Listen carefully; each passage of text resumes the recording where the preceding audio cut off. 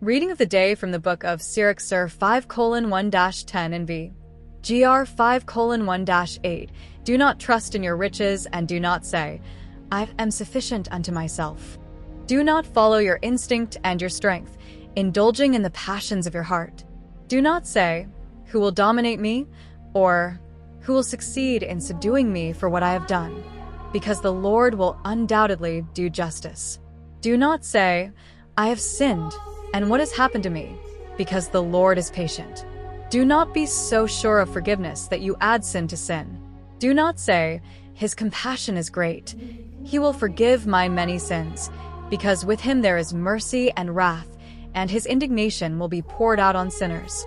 Do not delay to convert to the Lord, and do not put it off from day to day, because the wrath of the Lord will suddenly break out, and at the time of punishment you will be destroyed. Do not trust in unrighteous riches. They will not benefit you in the day of misfortune. Gospel of the day from the Gospel according to Mark 9 verses 41-50. Jesus said to his disciples, Whoever gives you a cup of water to drink in my name, because you belong to Christ, truly, I say to you, will by no means lose his reward. Whoever causes one of these little ones who believe in me to sin, it would be better for him if a millstone were hung around his neck, and he were thrown into the sea. If your hand causes you to sin, cut it off. It is better for you to enter life maimed than with 2 hands to go into Gehenna, into the unquenchable fire. And if your foot causes you to sin, cut it off. It is better for you to enter life maimed than with 2 feet to be thrown into Gehenna. And if your eye causes you to sin, throw it out. It is better for you to enter the kingdom of God with 1 eye than with 2 eyes to be thrown into Gehenna, where their worm does not die, and the fire is not quenched. For everyone will be salted with fire. Salt is good, but if the salt has lost its flavor, how will you season it? Have salt in yourselves, and be at peace with one another. Words of the Holy Father Jesus warns, instead of dividing people into good and bad, we are all called to watch over our hearts so that we do not succumb to evil and give scandal to others.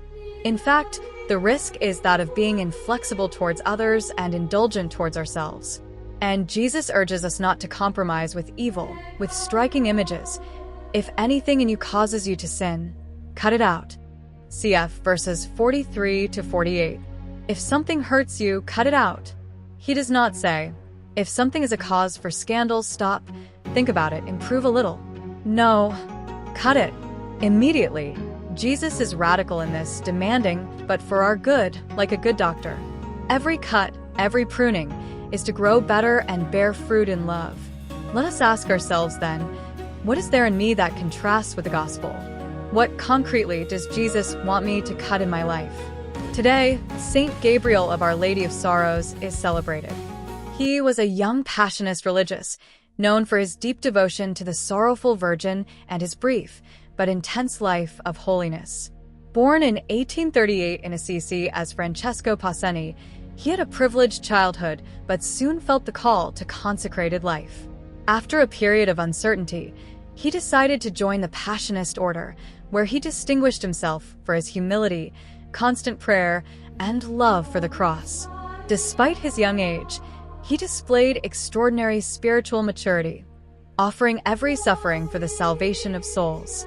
Stricken with tuberculosis, he faced his illness with serenity and trust in God, passing away at just 24 years old in 1862. His reputation for holiness spread quickly, and numerous miracles were attributed to his intercession. Even today, he is especially invoked by young people and students who see him as a model of faith and purity. The Gospel and the Saint of the Day. If you wish to continue exploring spirituality and Christian history, don't forget to subscribe to the channel and turn on notifications so you don't miss the upcoming videos. May the peace and blessing of the Lord be with you always.